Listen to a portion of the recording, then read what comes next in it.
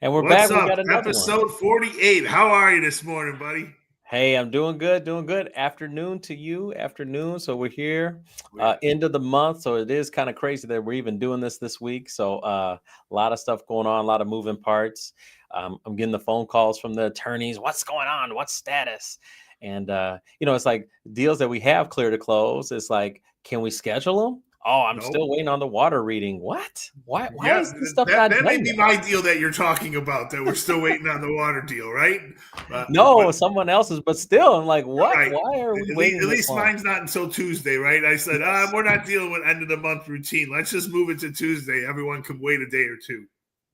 Well, some people, as far as buyers go, they want to close in November because that means their first payment's January. They're like, hey, I Correct. don't want any mortgage payments in the month, for the rest of the year. So, Correct. hey, can we close in November? Yep. I mean, that's kind of Trouble. why I moved mine, right? I mean, it was part of the thing, and That's also all too part of one less file to deal with. So hey, man, I know I'm going to throw you a little bit of a curveball today. Yesterday, you threw me a text message to say our actual guest bailed. So it's just me and you, Yeah. right? Just me and you. So we tried this a couple weeks ago, just rolling it out to the audience and just kind of having a freestyle. Let's call it Freestyle Tuesday. It is Correct. month end. We had a very long baseball game last night. Man, I was doing CE and I was actually watching it. I was like, okay, this is perfect timing for this to go 18 innings. Yeah, I got to start all that CE stuff, right? But Oh, in man. that baseball note, how many people we got on with us right now? Right now, 10. We got 10 Okay. people. So it's early, but what I want to do is, as baseball will be Mr. October, let's talk about your October. Ooh. And since you're 1% of the top 1% of the state of Illinois and across the country, let's have the audience ask the expert what you do every day, how things go. I know it's not your thing to talk about your accomplishments, but man. we're going to do that today if you're cool with it. We can, if people are interested. I think I'm not that guy, but yeah, if people, if you have questions, you can definitely. I think I am an open book when you ask. I'm just not going to volunteer the information. All right. Well, we'll play along with it. I mean, you'll still run and host the show. I just wanted to throw the curveball of Vince. And if we don't do it that way, you guys, we've been doing this for over 3 months now. Yeah, 3 months. This is actually 3 months. Yeah. Throw us suggestions, things you like, things you don't, things you want us to change. Whether you like the format, give us a thumbs up, whichever. Obviously, sponsor and like the YouTube pages, and I will turn it over to the host.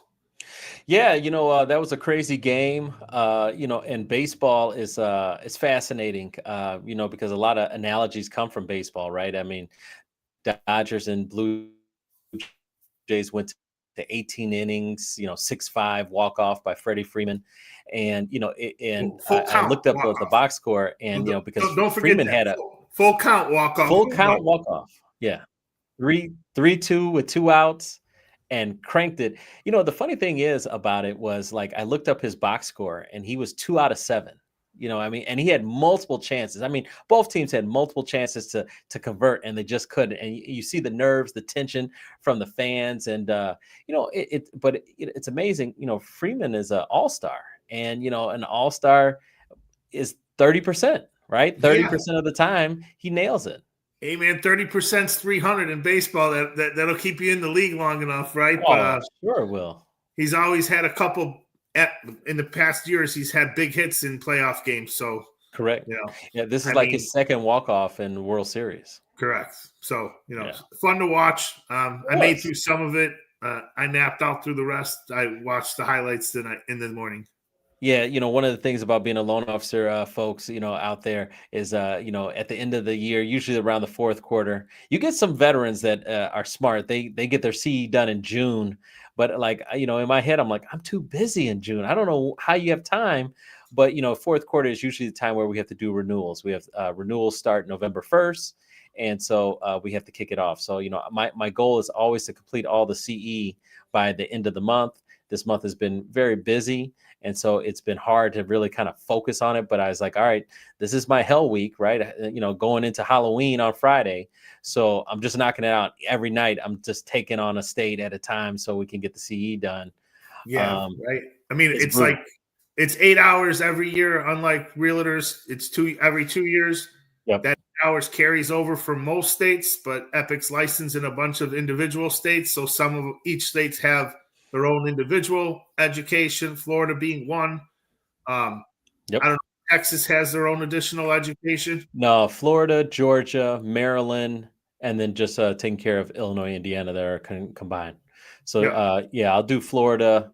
I'll So probably do you got Florida about 30, tonight. you got about 32 hours. Well, 12 hours of education. Sorry, not 32, about 12 Correct. hours of education every year. Yep. Yeah, and just kind of bang it out. It's funny because it's like, and this kind of brings me to the point that I thought we were going to talk about today. I got a call after the show yesterday, and we had, episode 47. We had Randall Avery on, and so for those that didn't have a chance to watch this yesterday, I highly encourage you to watch that show. I thought it was really fascinating and it was interesting. We got into some good banter, but I felt walking away from that, we were talking about the American dream and how it's, technically it's under renovation, and so, it was funny because, after the show, sometimes Vince and I will text each other, how did it go? Hey, did we nail it? Or, what did we thought about it? Especially if we get a lot of people listening, because we appreciate you guys listening in on us. But, yesterday we were really talking about the renovation of the American dream and just how it has changed over time. And, there's just more people questioning. And yesterday we talked about the 40-20 split. And so, we're all trying to get out of the rat race, so to speak. I think that's what it is. I think people, see the rat race for what it is now and are like, dude, I don't really want to sign up for this. Like, is there a way? Is there an exit? Is there a quick strategy to get out? So Randall actually ended up calling me after the show, and it was hilarious, dude. He said, like, you guys are talking about refinance and all that stuff, but you're not really telling people to refinance and take money out of their houses. Like, for real, are you? For real. Wait a minute. Bring him back on another week. We're going to question him about this one, man. I know I'm a little older than you by a couple of years, and he's a little younger than you. And it was fun in that aspect that we were really seeing how someone in their 30s looks at something today. Correct. Right? Correct. Truly looking at it, right? And we didn't get into the part of what I want to talk about is, well, how do we do for the retirees? What do we do when our parents need to downsize? We didn't touch that yesterday, right? Correct. We agreed on a lot of it yesterday, and we kind of teased that if we were in that thing, we may talk a little differently. Sure. And we've touched on this before, so I don't mind sharing it. My whole point is I'm now retired. Not that I want to be. I'm truly retired, right? Correct. So I'm facing what to do and how to do that. And I'm seeing some of the differences as how they work. And so it's kind of altered my opinion a little bit on some of the stuff. But yes, we will recommend you to take money out of your house. When you read that stat yesterday, that the average person has something like $250,000 of equity in their home. Correct. My automatic financial resources says sell the house and buy a new one. And if you have the ability, go rent, wait. Prices are going to come down or rates are going to come down. There's an opportunity. And Randall touched on that when he was as a financial consultant. Hey, yeah, more money to invest. But again, I don't look at a house as an investment. I look at it as a need. And if you have that amount of money sitting in equity, it's not doing what it needs to be doing for you. Don't mean to cut you off, but that's great. No. You guys had a side conversation. I felt yesterday we didn't get him involved enough. Kind of, because me and you I talk, you talk, and like, hey, okay, now because we ran over time, we usually don't do that. We usually stick pretty close, but it was great. I mean, I like having him back. I think the audience did too, and the more we bring him back, I think the better it is for everyone. I think so, yeah, and he did say he's going to come back on in a couple of weeks, and so I was thankful for that. And we'll tackle some more questions that we have, but I do want to make sure when we have him back on that we really go into that a little bit deeper and really try to get his thoughts and processes. But I think the point is, when we're talking about the American dream, when we're talking about the changes that are occurring, and just we have more knowledge. And we have more accessibility to realities that we didn't have, growing up in the 80s and 90s. If you grew up around there, we didn't really have access, to this World Wide Web. So I didn't really know, unless if it was on TV, I didn't see it. I didn't know what Playa del Carmen was. I never heard of Playa del Carmen growing up. But, those are like those places that some people, if you know, you know. And then other people, if you don't know, you don't know. The internet came in the mailbox. It was an AOL CD. Yeah. Download it on your 486 Acer computer and plug in the cord. Well, if you remember, the E channel, the entertainment television channel, which I was a huge fan and had a huge crush on, Brooke Burke. You can look her up. And that was like, Baywatch. Man, Brooke would actually go to all these exotic places and show you these places. And that's where I used to watch, staring at her, obviously, but I'm watching like all these places that I never knew about. And so it's one of those situations where I just feel like, now that we know more, should we not do more? So there is a question of this 40-20 split that I talked about. And this is really just coming off the top of the dome. I was thinking about it this weekend. I was like, man, you put 40 years in of work and you get 20 years of retirement. I mean, that's the split, and basically I feel like the 80-90 babies, we just signed up for it. And it is what it is, right? That's where that whole kind of theme came from. Hey, it is what it is.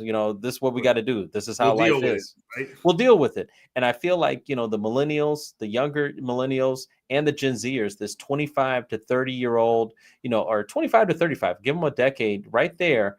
They're pushing back. They're saying, hey, is there a better way? Well, FIRE came out in 2010, this financial independent retirement early mindset. Hey, is there a way we can be minimalist, right? We never talked about this in the 80s. No, absolutely not, right? It was buy consumption, consume, right? Just whichever. But obviously technology's changed a lot of that perception of how it is. I don't need to be in an office every day. I could still work efficiently, right? One of the biggest things for me going away to college was I like the college atmosphere of being on campus and learning in that environment. In today's world, that's gone. Right. Some college kids don't even walk onto campus and they graduate from major institutions.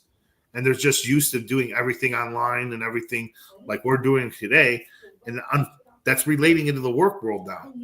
So it's, hey, I can go on a vacation, take a day off on a Monday and a Friday and have a weekend trip and still function for 2 days worth of work. And my boss really won't know the difference. Sure. And I think that's relating to everything of the balance, right? You think I have 2 kids and 20 years from now, they'll be in the workforce and they might say, Dad, why didn't you just, so wait, what are you telling me here, Dad? You drove in your car, left your house to go work on a computer that you could have just did it at your house? Why did you do that? And then you drove an hour home at 6 o'clock at night. So you spent 2 hours out of your day driving back and forth. Yes. Why did you it sounds so foolish. It sounds so inefficient with a people's schedule. When we all have the same hours every day, we have 24 hours in a day. We're going to sleep probably from 6 to 8 hours worth of it. And then we get this, the slither of 8 hours worth of work, 8 to 10 hours, depending on what type of job you have. And it's like you wasted 2 of them driving, stuck in traffic. If you're in the metropolitan areas, what were you doing? Why didn't you just work from home? So just think about that. Just think about that though. 20 years ago, the cell phone was plugged into the car. There you go. So some people were doing work on their ride to and from work because they had a cell phone in their car. Right now, you have it in your pocket. You have it on your desk. It's with you all the time. Same thing, right? It's everything's evolving, right? The world changes every day, and as we get older, we look back at we can turn around and say, well, this is how it was compared to now, right? Which we never thought we would actually be talking about 20 years ago. Yeah, it's freedom per hour versus it's cash flow over curb appeal. It's options over obligations. It's the freedom that we're looking for, and that's why it's like it's the freedom per hour versus the square footage. I think there's just more people want flexibility, and I think companies, they're trying to figure it out, right? They want to have an ability to kind of control the employee, right? We want to monitor everything that they do, But then, you have the rebellion nature, obviously, especially because of the pandemic was so long that, people are like, oh, I kind of got liking I got used working to it. from home. Yeah. Yeah. And now, so some of the companies are trying to mandate, people back. And then some companies like us, we're trying to stay flexible. Like, hey, if we can make this remote thing work, let's do it. If because it saves on gas, so now that's your pay raise. Your pay raise is that you don't have to pay gas. Right. You get the flexibility. You save a couple bucks here and there, but you get the flexibility. And to some, that's worth something. And it is. I mean, 100%. granted, our industry is different. I mean, I could look back and say the last time I went to an office to actually work was probably 2006. Right. And that was when I worked at a call center type of mortgage environment with 40 other loan officers, all in the same thing. Right. But we each had individual offices. But then I've worked from home ever since, right? I worked from home since working from home was popular, right? Like, right. What do you mean? You don't go to work every day? No, I go to work. I just go do it on my own. Correct. But that's our business, right? You don't have to be there. We're in sales, so it's a little different. Yeah, it's and another thing that we kind of talked about, and I always talk about my buddies, and me and my buddies, one of the positive things is, and I think it's important with everyone, is to have these conversations with your friends and family. I don't think we talk about money enough. I think for the most part, we always keep it, inside our heads. And I think you need to have a little bit of a think tank, some board of directors that you kind of sit down and say, hey, this is what's going on. What do you think? And you can share a little bit. So, I still struggle. And we talked about my one buddy, right? Buddy of mine, is doing very well with his life, married, kids, and he's making, 6-figure income. And so he's on a path that if he stays on that path, he'll be worth he'll be a multimillionaire. Correct. And he only owns the house. And so some degree, and I think it was to your point, the conversation is, hey, bud, you're on the 40-20 split. And for most of us, you got another 20 years left. You put the 20 years in already, you got 20 more years left. 45 years old, you'll retire at 65, continue the path, you'll be a multimillionaire. Do you stay on this path for the next 20 years? Or do you have any type of burning desire that you, A, want to accomplish, B, you want to get done with this sooner? Do you want to shorten this up in any way? And if that's a play, maybe we introduce you to real estate investing. Maybe that's a play that we introduce you, whether you're doing stocks or whatever the case is. Correct. Can we 10X you a little bit more and be a little bit more aggressive so we can shorten this up? Or are you just risk adverse, which people are, and just stay the course of the 40-20 split? And, and that's where it's like that conversation is a great conversation to have. But if he says, hey, I'm risk adverse, I don't want to take this gamble, I get it. Yeah. That's not, and that's really ultimately, like I was telling Randall yesterday, that's not my client. Or the guy, or if there is a need or situation in the marketplace, like, hey, guy, you're only making 60, 80K. You're not really, you're not killing it per se. Hey, maybe we should go ahead and look at ways to make more money, increase your cash flow on a monthly basis, buy rental properties, get some more liquidity going, make this a second job. I'm going to have that conversation with that guy versus my buddy. Sure. Does that make sense? Yeah. I mean, I replied to that yesterday when you brought that up. And you've used your friend before in the past, and I've used one of my buddies as well, right? And it's that question. That one or two little bits of a tweak make that much more difference of turning that 40-20 into 30-30 potentially, right? Right. And it's one of those things that you always have to continue to look at, right? And then, like, I had other friends that they're county sheriffs, they're cops, they got a pension coming. So they don't, the risk adverse, I don't care. I don't really pay attention. I throw my money in my deferred comp, it grows, I get my salary, and I get my pension later. Correct. But for those that have that type of security, those little tweaks could have a tremendous overall lifetime return later on. So, and I know Randall jumped in when we were talking more of, hey, let's liquidate and create more liquidity or more investment opportunity. And of course, that's what he does financially. But again, there's too much money sitting in people's homes. That's my biggest thing. So yeah.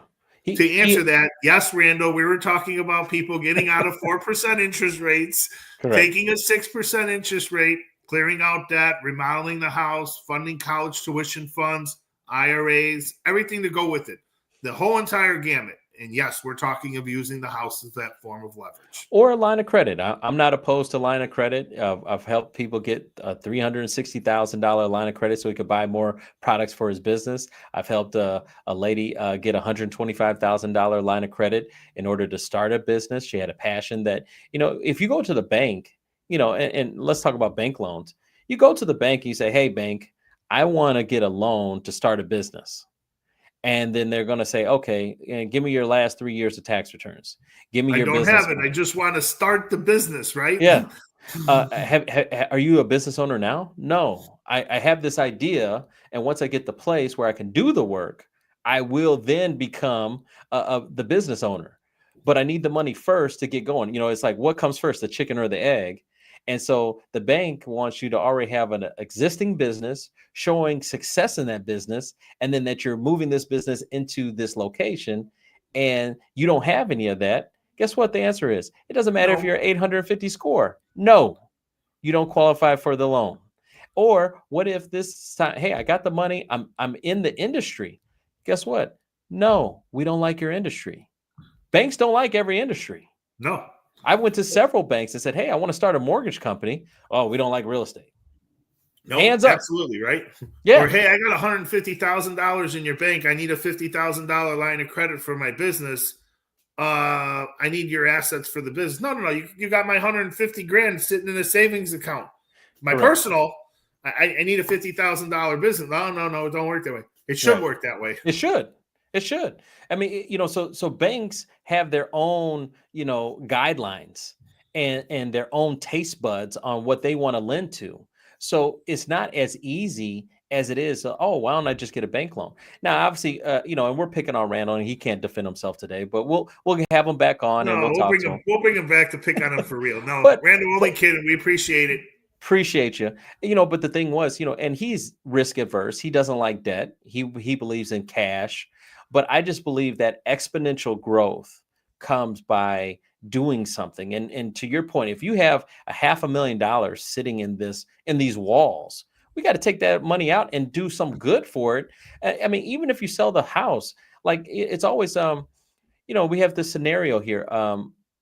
My daughter's friend, I kind of looked at their scenario, right? They have $1 million house. They owe about $400,000, right? So they have about $600,000 in equity right now. And in my head, I'm like, why don't you just sell that house, make $600,000, and pay cash for a $500,000 house? Yeah, I mean, and that's kind of where I wanted yesterday to go to, right? We just really didn't get there, right? But that's the whole thing for even like when you're retired and you're a senior and you want to own your home, but you have all this equity. And you could put the money in a CD and just be safe and draw the interest off of the CD to pay your rent. Are you better off just renting, right? At the end of the day, it's the same thing with housing. Are we better off selling the house, downsizing a little bit, and living mortgage free to give you all the freedom that we were talking about yesterday, right? Or exactly that we're talking about right now. I mean, we can pick on Ramsey a little bit, just from the standpoint. I don't like 15-year mortgages as much as he pushes them, just because of the expense. But I'm all about if you can have a free home and you can use what you gained or your principal or your equity to reduce that mortgage payment or reduce that rent payment to maintain an easier lifestyle for yourself, it's worth it. That's a payoff in itself. I feel like, there's 5 different types of buyers out there. And the buyer that most, a good chunk, let's say 60% of people out there are the 3% buyer, right? So you bought the house within the time frame, it's probably 2020 to 23. You bought 22. So in that 3 years, 2020, 2021, and 2022, you bought the house and you probably have 4% or under. All right. And so you feel frozen. You feel stuck. Yeah. And, what I would say to those people, and this is now, let's get your opinion on this. Pay off that house that you bought as quickly as you possibly can. Sit out on this goal ride, pay it off, and then allow that house to be your future, or someone that's bought before, let's say before 22, pay that house off and then move on and allow that to become the next investment property. I mean, we've said this from the start of the show. Don't be stagnant. You always got to be moving. You always got to be doing something. So wherever you fall into that, the answer to that is, yeah, you're going to do it, right? But everybody's in a 4% interest rate, even if you bought a house in 2018 because you're refied, right? So that goes across the entire board. But at the end of the day, everyone's got equity. Yeah, it's one of those situations where I feel like, stagnant, life is going to pass you by, right? If you're stagnant, life is just going to pass you by. People are doing things, but yeah, it's just fascinating what people do. I mean, because everyone's in different situations and how they get there. But then it's like, just looking at it, I'm like, if you have $1 million house right now and you owe 440, sell that thing and go buy something cash, and then bank in the rest. I mean, because I feel like we lose focus on what the end result is. I mean, we want to have flexibility, we want to have freedom, right? I mean, and you don't have it necessarily, buy a house per se, but you have it what's inside those walls, which is the money. Like, money is still the resource of things, until crypto finally takes over. It's still dollars and cents. Cash is king. It is what it is. Cash is king. It's always been, no matter what you say, cash is king, right? Because when the $1 million house, and I'm not saying house values are going to drop significantly, but when the million goes to 900, you just lost 100,000. Correct. And really, real estate market, stock market, same thing. It's the ups and downs. It's the and so we've been very fortunate. To your point yesterday was that we've seen the market go up and up and up, but you have to take advantage of that. The housing side, the stock market, correct. Both sides are continuously to go up. Man, I can't believe it. We're almost at a half an hour. We have an unscripted show going. I know you're loving it. This is what you've always wanted. I think you're trying to get me to stall so I don't make this about Mr. October at Epic Mortgage. Hey, you know what? I mean, yeah, I'm an open book, and this is for the people, obviously, people that are listening to us every day. We want you to ask us questions. I mean, ideally, when we set this up, let's be real, we set this up for you. We wanted to be able to say, hey, Dante, we have, I'm a low 600 credit score, and my credit union told me I couldn't get done. Is there a way I could help you? Or, hey, my loan officer said this to me. Is this accurate? We wanted this to be a show, almost like a hotline to answer questions about real estate. Both Vince and I have been in the business for over 20 plus years. So with those 2 decades of experience, I mean, there's a lot. And what's the beauty and the funny thing about the loan officer world is, it's truly a lone. You're a lone wolf. You're a loan officer for real. LONE, meaning, I've never bumped into a scenario where Vince is on the other side and the customer is deciding whether he's going to go with me or go with Vince. Like, it just really doesn't happen that way. You create your own communities, your own networks. And sometimes we'll know the same people, like, oh man, you know that guy? So do I. How did you know? It happened once. And I mean, it's a couple of years back. Someone called me that when my buyer and your pre-approval was to buy their house. Hilarious. And they're like, yeah. I'm like, well, who's the financing of the other person? They're like, they're asking for an extension or this and that. Some Dante Royster at Epic Mortgage. I'm like, you're fine. Don't worry about it. I can make a phone call if I need to. Just move forward, right? And I mean, never thought it would happen. Obviously, it's a small industry, but when we did kind of brainstorm this idea, we really wanted to kind of do it like town hall. Correct. And we wanted to do it for the consumer, the realtors, customers asking us questions about financing and things like that. And maybe we'll bring that in depending on how it goes, but we never decided to really do it that way. Yeah, I mean, we've brought up different topics. I mean, we wanted to keep it fresh as much as possible. We've brought on different guests along the way, and it's been great. And we have more to come. We got a heavy hitter coming on Monday, which should be pretty exciting. We got a realtor coming on next Tuesday. So we have different people, different ideas that we're broaching, but we want to show you just a day in the life of, a day in the life of a loan officer. Instead of eating a ham and cheese sandwich, we're out here streaming on LinkedIn, Facebook, and YouTube for you. So, So we if we started a half hour ago with 10. What do we got? we got 471 people listening to us right now. Are you sure that's right? 471. All right, man. We're a half hour in. Do your whole little spiel, and we'll get to questions later because we were out of time yesterday. So Yeah, we got to stay on time today. This episode, and this is housekeeping notes. This episode today is sponsored by Epic Mortgage. Whether you're buying, refinancing, or investing, call Epic today. That's 708-905-5300. That's 708-905-5300. It's your dreams, your goals. Let's plan together. Now, if you are looking for a book, a blueprint that can help you buy your first home, look no further than that book right behind my shoulder, The Ultimate Mortgage Guide. I wrote that book, to be honest, I wrote that book because of the situation that the same questions I was getting in 2002 when I first got in the business, I still get them today. So I understand that the education system has let us down in the real estate market, in the real estate field. I wanted to give you a book that answers some of those questions, stuff that you should know before you enter into buying a house. So make sure you check out the book, The Ultimate Mortgage Guide. Now, after the show, I want you all to go to the YouTube channel. The YouTube channel is Epic Spotlight. And the latest interview that we had is with Rodney Allen. Rodney Allen is the founder of the Chicago Intellectuals podcast. It's a platform where intellect meets culture, conversation meets authenticity, and success stories rise from the grind. More than just a podcast, Chicago Intellectuals shines a light on those who have defied the odds, navigated adversity, mastered perseverance, and made their mark in industries ranging from politics to arts, education to activism, and of course, the hip hop culture. So I had a great opportunity to be on Rodney Allen's platform. So, one of those interviews is me. And also I invited him to join me. He's also a client of mine. So go check out Rodney Allen's Intellectuals podcast. It's available on YouTube.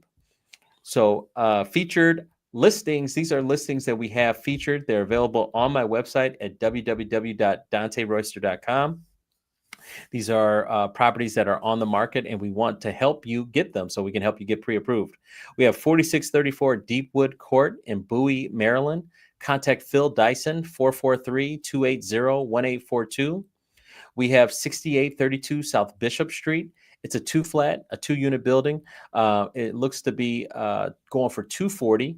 Contact L'Oreal Flowers, 312-774-4230. We also have 6200 South Marsh Lane, Matson, Illinois. It's a 4-bed, 2.5-bath, single family, going for $270. Contact L'Oreal Flowers, 312-774-4230. We got some condos. We have 6945 South Dorchester Avenue, Unit 2S, Chicago, Illinois, going for $149. And we also have 2030 East 72nd Place, Unit 3D, condo, going for $99. Both of these are available through Evelyn Woods. Contact her at 773-718-9742. We still have our new construction properties in Jacksonville, Florida. These are both 4-bed, 3 baths. One is 12707 Sin Bay Court, and the other one is 12673 Sin Bay Court. Contact Charday Nix 904-520-8041. We have some other properties, obviously, so go check out DanteRoyster.com for more viewing and looking at those properties, man. We got to get some buyers. Right now. yeah, Rates are low, and let's talk real quick. I mean, off cuff, we're still in the government shutdown, right? Government's been shut down since October 1st. It's a regional kind of situation, right? If you're in the East Coast, if you're closer to the Washington, D.C., my Virginia folks, my Maryland folks, they're feeling it, right? They have friends and families that are not getting paid. They're on furlough. I actually spoke to one of my clients who's here in Illinois, and he's like, man, he's doing sports gambling to try to make some money. He's like, man, what parlay you going to do tonight? I'm like, geez. He's like, I got to pay my bills. I was like, okay, I get it. I get you. I mean, so it's a real deal. It's going to go on for a little longer. I mean, obviously I made my opinion. I thought it was going to be fixed, but then I turn around and look at, they're making it political. Both sides, right? I mean, at the end of the day, the Republican side, hey, we need to change some programs. We need to do some different things. And they're using this as that crutch to get to that. And the Dems are doing the same exact thing. 100%. And at the end of the day, the Republicans and Trump are in the White House, and hey, the government needs to get moving. Dems, you need to come back and meet us. It's our turn to hold that key. It's our power. We're in control. So what it is, it's going to be. And at the end of the day, Trump's personality is just going to be, forget it. We'll just go business as usual. That'll take care of itself. Yeah. You almost think if you are a conservative, privatization is what you would ultimately want for most things. And this is a perfect segue to privatizing. I read an article that the military is not going to get paid effective like November 15th. Now, Trump says he has a way to pay them, but the way you pay them is privatized. Right. I mean, you're going to pull the money from somewhere to pay them, right? You're going to work for who pays you the money. So, I mean, there is a level of 100%. So you're kind of getting what you want on the conservative side, and on the liberal side, they're hey, we're not going to stand for this. We're just not going to, take that. We want certain, changes and amendments to healthcare. It is sad because the only ones that truly get affected are people. Yeah, it's the people of the United States. We're the ones affected. Just fortunately enough. As of right now, as of October 28th, I feel like the whole country really hasn't been affected, only a small portion. And so that's where people have just kind of business as usual. But I think as it goes longer and longer, it will affect more people. And we really need to get this wrapped up and back to order. But for the mortgage aspect, this is a great opportunity without any reports coming out that can suggest something different. I think people, as far as investors go, are leaning on bonds. And that's why we're seeing, obviously bonds are being bought. It's a great opportunity because now rates are diving because of this. I think you will see a knee-jerk reaction once the government's back, where you might see rates, increase. Yeah, I mean, we got to get our cut tomorrow. I mean, it's already baked in. Yep. 10 years under 10 years under 4%, which is what we wanted. Yep. We wanted a little bit lower. I think our average 30-year fixed rate, give or take a little bit to the audience, this isn't an exact quote for everybody, is sitting somewhere around 6.25%. That's going to be with some fees, of course. You could get a little higher rate and have a little lower in fees. You're somewhere around there. Barry Habib, 5.5 is the big marker that he's looking for. Correct. We're getting closer and closer to being there, right? Correct. And then the question is going to be are you going to trade your 4% for 5.5 and take that equity and pay credit cards and do things with it? And that's essentially what we're going to be doing. And if that momentum actually happens, as much as we talk about inflation, 26 is going to be a good year. Correct. Not just for the industry, it's going to be good for the economy as well. Correct. Yeah. Anytime, money becomes cheaper, it allows people to maneuver and do things. It allows more opportunities to exist and to happen. So these are great situations. I just believe there's a corridor right now. And I want to encourage people that are listening to us, we're in a corridor right now. And sometimes we outsmart ourselves, because now we're thinking, oh, well, let's see how low it is going to go. Pump your brakes. You have a window right now. Take advantage of the window. That's the. It's never going to go low enough. You just have to make the reaction and do it. Correct. You're gambling at Vegas and you're up. Take the money off the table. Take some off the table. Yeah, you didn't. Oh man, I'm going to go for the millions. No, just take a little bit off the table and keep moving. So if you can save some money on your mortgage, take it. If you can get some cash out, take it. A lady just called me right now. She, a client of mine from last year, we did a line of credit for her. Now she's in the middle of trying to buy a new property, and she wanted to get another. She wanted to basically pay off that line of credit and expand and make it bigger. And so she was trying to see if she could do that. And the sad part is, I tried to get her to do more last year, but she, no. Well, the value in her area has gone down. Yeah. Some of the pockets are softening. So what was once on the table is not on the table. And that's where, for people that wait, you may lose the game. And I'm a big believer in live in the now. Yeah. Oh, well, let me wait a little bit and let me see. Hey, you wait a little bit, you lose your job. You wait a little bit and the value changes. You wait a little bit and your credit changes. Don't wait. Take, take it Yeah. now. It's not just take the line and pay the credit cards off. Take the line and have a little bit extra for the next time. 100%. So. All right, here we got a couple questions here. So interesting. How do you decide which debt is good versus bad? Rob Thomas, thanks for listening. What do you think, I'll buddy? let you go first. Good debt, bad debt. To some degree, any debt is bad if you can't make money off the debt. If you are taking debt out, if you borrow any money, if you have to leverage that debt to make money for you, you have to make money work for you. And so if you don't have any money, then one of the ways to make money work for you is to get OPM, other people's money, and then let that be the way you can leverage it. Now, the perfect world of leveraging is if you can get someone else to pay it, right? So if I'm buying a property, the first, as they say, not everyone does it, but the first property you should buy is what? A multi-unit, right? You live in one and you rent out another floor. You're already learning how to become a landlord, feeling comfortable of, having someone that, hey, you owe me money every month and they pay you. And then you move out of that property and you buy another property. And now that becomes an investment property that you have.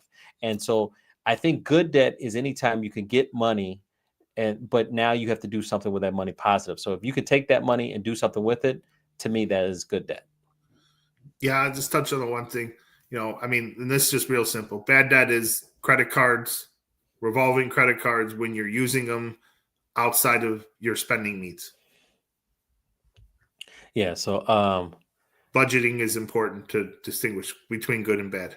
Yeah, I mean, you definitely you don't want to hey, every month I have to pay $10,000 and you only make $8,000. That doesn't make sense. That's not smart. You want to keep it within means. But if you have $10,000 worth of bills and you have people that are supposed to pay you $10,000, then that might be construed as, all right, you're investing. You've leveraged this money out.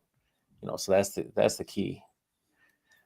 Matt says, love this topic. What's the first step to using debt wisely? I think we just kind of talked about that. Yeah.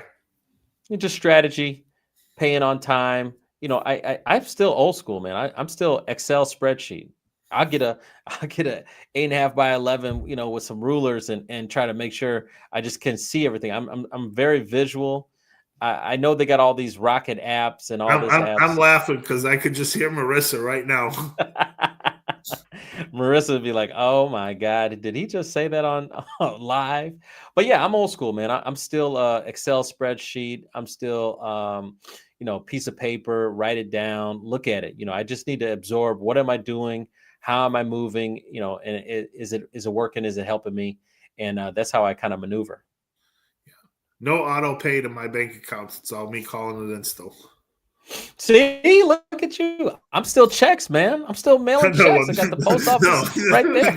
That's got to go, man. I'm still writing checks. The only problem, they killed the checks are dying because of the stamps. I'm like, dude, 75 cents for a stamp for this little sticker?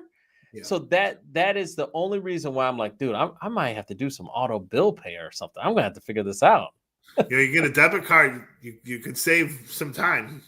My wife still says, why don't you have a debit card? I'm like, I don't want anyone to try to steal the card or something. So no debit cards, man. No. All right. Next one up is a great discussion. Appreciate that, Kevin. How do emotions affect our money mindset? Well, I mean, we've touched on this a couple of times. Mindset makes a bigger difference than people. Makes a bigger difference to everything of what you do with your money, right? I mean, If you're not in the right mindset, you're making the wrong decisions. Yeah. You have to be you got to stay positive. I think sometimes it's so hard to stay positive, but you have to find a way to stay positive and be with the right people. Put yourself in good environments. I think that's important. They talk about you want to be the dumbest person in the room. You know what I mean? You want to absorb from people that, that have had success, that breed success, just winners breed winners, overall, and just, You just have to be around good people. You have to read, I mean, and we talked about this in another episode, but it's true, man. I graduated college and I was like, man, I'm done. Done. I don't have to read anymore. I don't have to do homework. But I gotta pay these credit cards, damn it. Man, but I was so wrong. The reality was I was so wrong because I didn't really understand the what is college truly, and I think that's important because some people right now are saying, is college a waste of time? Would I be better off just graduating high school and getting into the workforce? No, it's life experience. It's life experience, exactly. And that's something that's sometimes unmeasurable, and sometimes people don't understand because they're like, well, and this might be a topic for another day because it is interesting on the concept of like, going to maybe a junior college versus going to like a university. What is the best option for somebody per se? Because that is interesting. But yeah, I think it's a life experience. I think it gives you another 4 to 5 years to kind of just, get mature and hopefully, meet new people, network, and really just be ready to tackle everything. But, finding good people is like, if you can obtain a couple good friends throughout your journey of just school in general, I think that will, help you greatly. Like, how many friends do you still have from like grade school and high school and all that stuff? I think that's so important because they know you. Yeah. And you know them. 100%. Right? Where you can have those conversations as you get older, like, hey, let's talk a little bit about your finances. I got questions. What's your guy tell you? What's my guy tell me? And then you're not bouncing it off of the professional. You're just bouncing it off people Correct.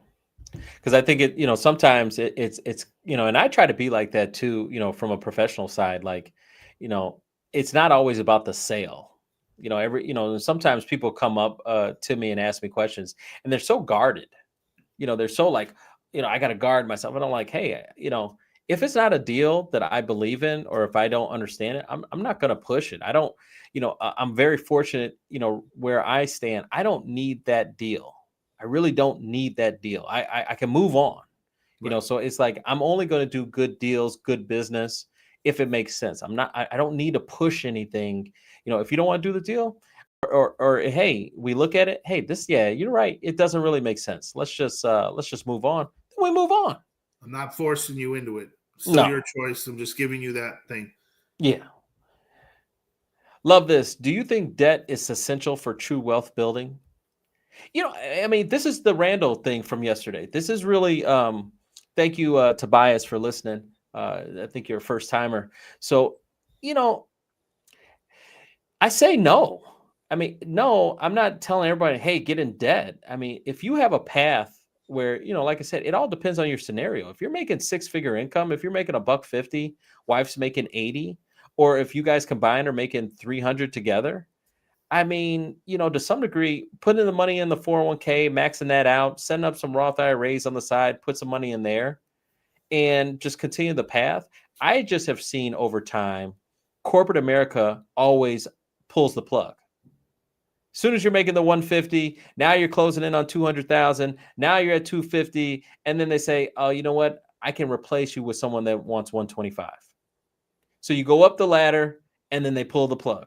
You go up the ladder and they pull the plug. And then when they pull the plug, they give you the little package, right? Hey, get lost. Here's 6 months of your salary. Get lost. Here's a year of your salary. And you really almost need every single dollar of that, because you're like trying to find somewhere in America who can pay me that type of money. Right. And you haven't put the time in at the new company and different things. Now, granted, we've been self-employed, so we're in a different thing there, but it's all part of the movement too, right? Today's younger, let's say the 35 and under, they're not hanging at companies for 20 years. They're moving. Correct. They're taking their skill set and they're going to maximize what they get paid. They're on to the next job. I sometimes think of musicians when we have this kind of conversation, because for years musicians have signed their rights away, of songs, and it becomes more and more clear as I hear commercials, and I'll hear like songs that I grew up with. I'm like, oh my gosh, and you hear the song and you're like, yeah, because you sold your copyrights to that Sony Records or whoever. and you don't have access. You can't even sing the song at a concert without their permission. They're using your song in a commercial, and you're not getting a single dollar.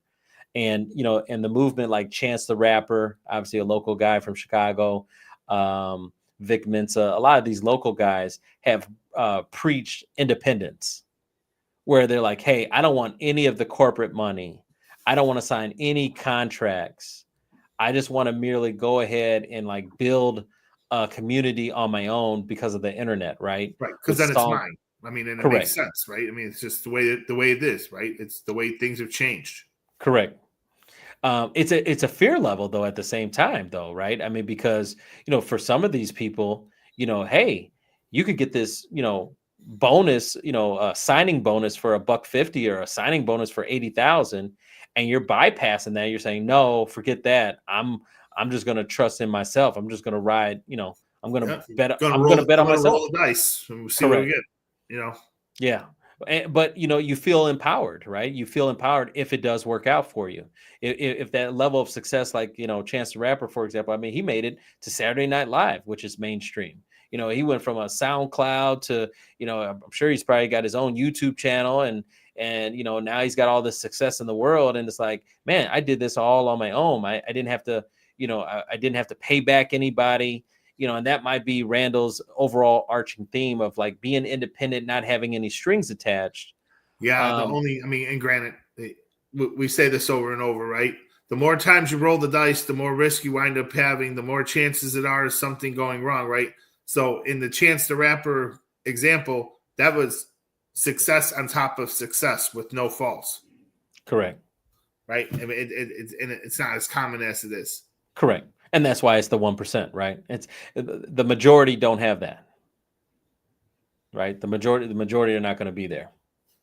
Let's go to the next question. Is there ever a time when paying off debt fast is the better move? My fast answer to that is depends what everything else looks like. And when I mean everything else, other investments outside of housing, 401ks, retirements, life insurance, everything else. Yeah, I think of Dave Ramsey when I see that type of question, right? It's kind of like the snowball effect. Mm-hmm.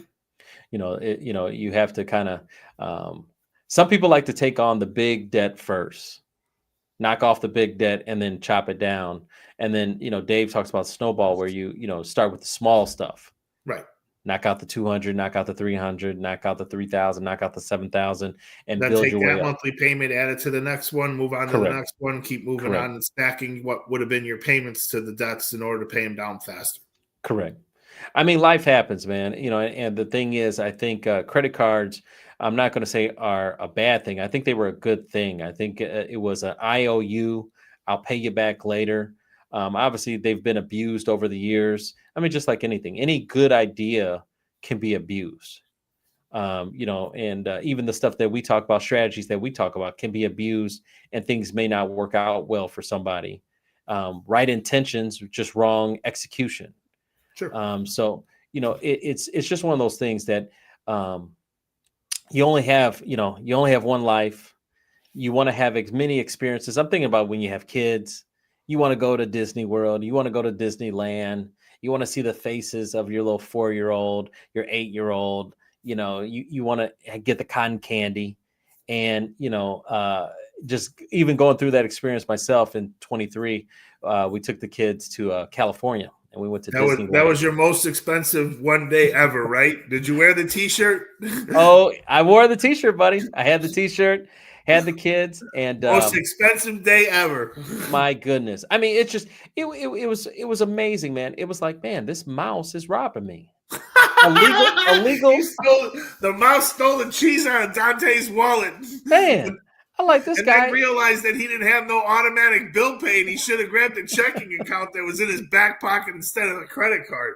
Man, illegal robbery, man. It was insane, just the robbery, because you want those experiences for your kids. I mean, you're clamoring for those experiences, the smiles and the laughs, and oh man, you're the best dad ever. You want all that, all the kid and caboodle, but like to get robbed like that, like you know that it's what I want, and so now you're going to put it at 5,000, 10,000. You know, it's absolutely insane. Insane, excuse me, insane. And it's insanity that we know it and we still pay for it. And Tom and Jerry's laughing at him.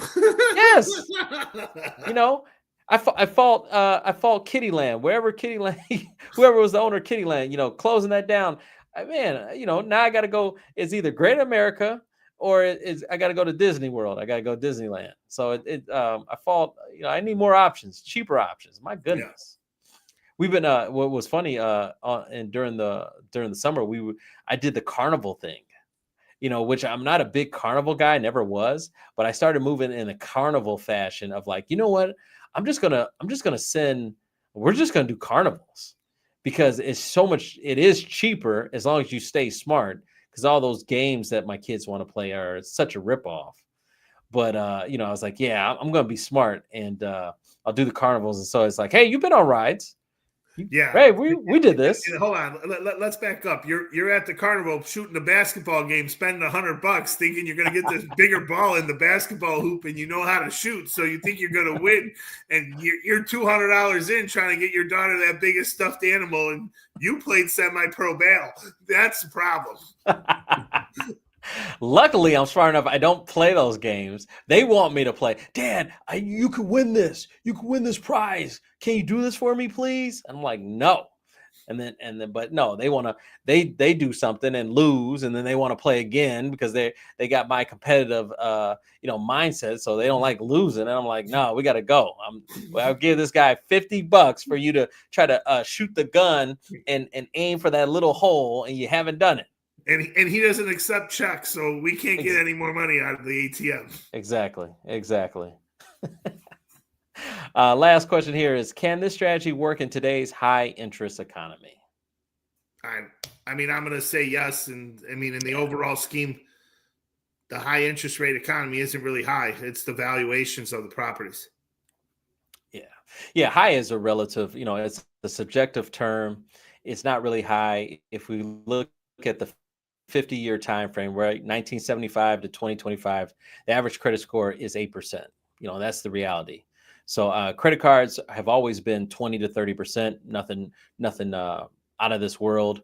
Lines of credit are cheaper. I mean, obviously that's the better route. So if you're going to pay off debt, I would encourage you a line of credit versus going with the credit card route. Some of this, interest only, free for 12 months and all that kind of jazz. I would go with the line of credit. It's also tax deductible, something you can write off. High is a relative term, but no, the strategy works. I mean, it's OPM, it's other people's money. You want to leverage opportunities when you see fit. You want to create things where, hey, I'm building this. But I think something that we talked about yesterday, and I will kind of wrap up on this, is this that, we are believers, even Vince and I, and even agreed with Randall Avery, the financial advisor that was with us yesterday.